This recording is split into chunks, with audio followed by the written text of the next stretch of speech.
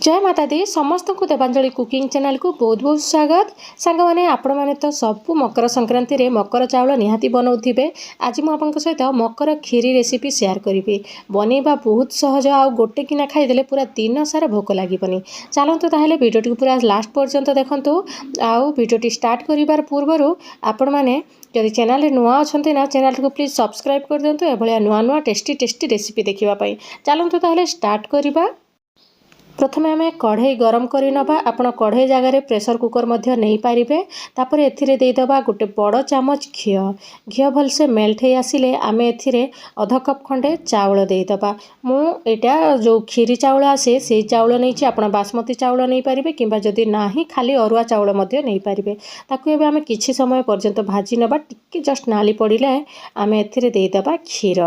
आपण pressure cooker कले एभलिया ही करदेवे। आउ प्रेसर कुकर कले टिक कम क्षीर देवे। मुझे 2 ग्लास खंडे क्षीर दूची। आप गोटे ग्लास क्षीर देकी आपण प्रेसर कुकर जदि करेंगे तापरे आमे घोड़नी घोड़े दबा सीझा पर्यंत चाउलटा। ये देखिपे चाउलटा पूरा 80 ରୁ 90% टिके सीझी आसला। आमे आउ थरे याकू भलसे गोले नबा। फ्लेम को पूरा लो रखिए। जदि कढ़ई रे करूचंती लो फ्लेम रे कले ही चाउलटा शीघ्र सीझिबो। तापर आमे एथिरे देदबा चीनी स्वाद अनुसार। चीनी जगह आप गुड़ दे पारे। तापर एथिरे 2 चामच खंडे देदबा राशि। एठी मो धड़ा राशि यूज करुछि। तापर एथिरे गोलमरीच गुंड आउ गुजराती गुंड देदबा। तापर बहुत सारा कटा नड़िया देदबा। आपण एथिरे कोरा नड़िया मध्य पकई पारे। बहुत बढ़िया फ्लेवर दे थाए। तापर आउ थरे मिक्स कर सारला परे आमे एथिरे आखु रस देदबा। प्रायतः आमे मकर चाउल कला बेलू निहाती आखु रस टिके पकई थाओ। आपण एथिरे टिके जदि अछि निहाती पकेबे आखु रस। आउ तापरे याकू भलसे गोले नबा।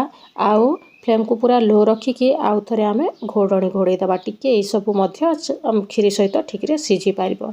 आपण चाहिले एथिरे मिल्क पाउडर मध्य ऐड करि पारिबे टिके गाढ़ा करबा पई खीरी को। मु ऐड करूनी। एठी देखि पारुथिबे मु 5 मिनिट खंडे आउ थरे लीड लगई नहीं थिली आउ खोली नहीं। एबे हमर खीरीटा पूरा रेडी हो गला। आमे फ्लेम को ऑफ करि दबा। आउ एबे एथिरे किछि आउरी जिनिस ऐड करिबा। ये देखो मु नहीं जाइए एप्पल ताको छोट छोट कर काटिकी दे देइछि। तापरे नहीं जाइए डालिंब ताको मध्य या ऊपर देदबा। आपणक पाखरे जो फ्रुट्स भी अच्छे आपण पकई पारे। कदली किंबा अंगूर मध्य एथिरे देई पारिबे। काजू किशमिश मध्य देई पारिबे। मु आउ दौनी किछि। देखि पारुथिबे हमर मकर खीरीटा पूरा रेडी हो गला। आशा करूछि एई रेसिपी आपण पसंद करके निहाती एई संक्रांति रे बनैबे। Thank you for watching.